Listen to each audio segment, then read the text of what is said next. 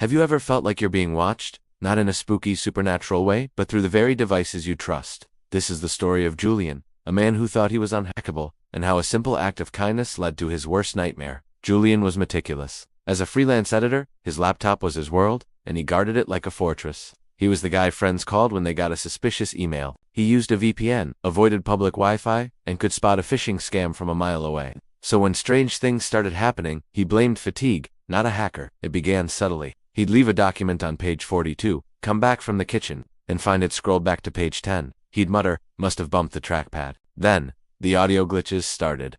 Late at night, a soft static pop would crackle from his speakers, like a microphone being activated. He'd check his system preferences. The internal mic was disabled. Still, the feeling of being observed grew stronger, almost like a physical presence in the room. One night, the line between paranoia and reality blurred completely. Lying in the dark, Julian saw a soft blue light emanate from his closed laptop across the room. The sleep indicator, which should have been gently pulsing, was now a solid, steady glow, indicating the machine was active. He lay frozen, heart pounding. Was it a system update? A bizarre malfunction? The thought felt too thin, too convenient. The breaking point arrived on a quiet Tuesday afternoon. Julian was composing a personal email to his sister, sharing private thoughts. He paused, collecting his words, his eyes fixed on the screen. Suddenly, the cursor began to move on its own. The backspace key started tapping, methodically, deliberately. Click, click, click. His carefully written sentences vanished, deleted one character at a time. And then, in their place, new words appeared, typed by an invisible hand. You breathe very loudly when you're focused. Julian? Ice-cold dread flooded his veins. He didn't scream. He didn't even think. He just reacted. He slammed the laptop shut, and with frantic hands, he fumbled with the back panel of his older model, ripping the battery out. The screen went dead. Silence. The silence of his apartment was suddenly deafening, filled with the echo of those typed words. He was terrified, but more than that, he was completely baffled. He had followed every rule. He hadn't clicked any bad links, downloaded any strange files, or opened any suspicious attachments. How could this have happened?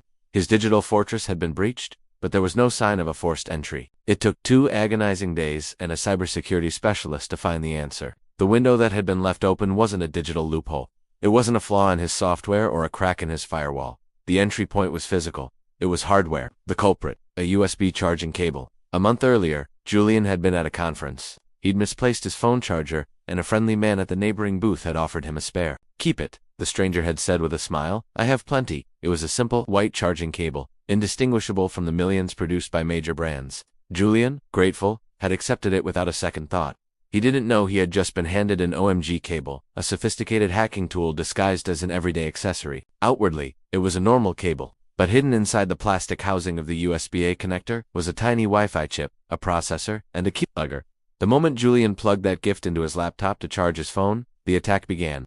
The cable didn't just transfer power, it registered itself to the computer as a human interface device, or hit the same as a keyboard or mouse. In less time than it takes to blink, it executed a pre-programmed script, typing a hidden command that downloaded and installed a remote access Trojan, or RAT. This malicious software gave the hacker complete control over his machine. The cable then created its own secret Wi-Fi hotspot, connecting to the internet and phoning home to the attacker. It completely bypassed Julian's meticulously configured VPN and firewall because the attack didn't come from the outside network. It came from a device he had physically plugged into his own computer. The hacker wasn't breaking down the door. Julian had unknowingly invited them in and given them a key. From that moment on, the hacker saw everything. They saw his documents, his emails, his passwords. They could turn on his webcam and microphone without any indicator light. The pop he heard was the mic activating. The screen scrolling was the hacker exploring his files.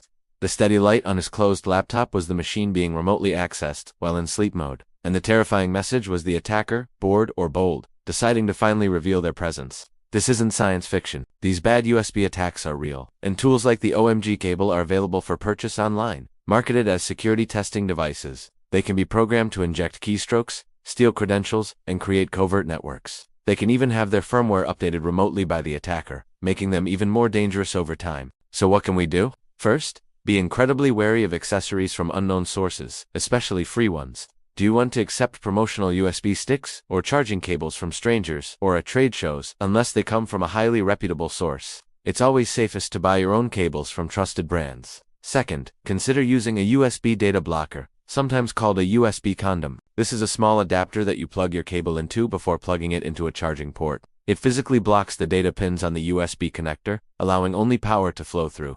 This prevents any device from executing commands or transferring data without your knowledge. They're a cheap and effective way to protect yourself, especially when using public charging stations at airports or cafes. Julian's story is a chilling reminder that in our hyper-connected world, the biggest threats don't always announce themselves with flashing warning signs. Sometimes, they come disguised as a simple gift, a small convenience. It teaches us that cybersecurity isn't just about software. It's also about being mindful of the hardware we connect to our devices. Stay vigilant, question everything, and don't let a friendly gesture become your digital downfall. Thanks for watching, and if this story opened your eyes, be sure to like, subscribe, and share it with someone you care about.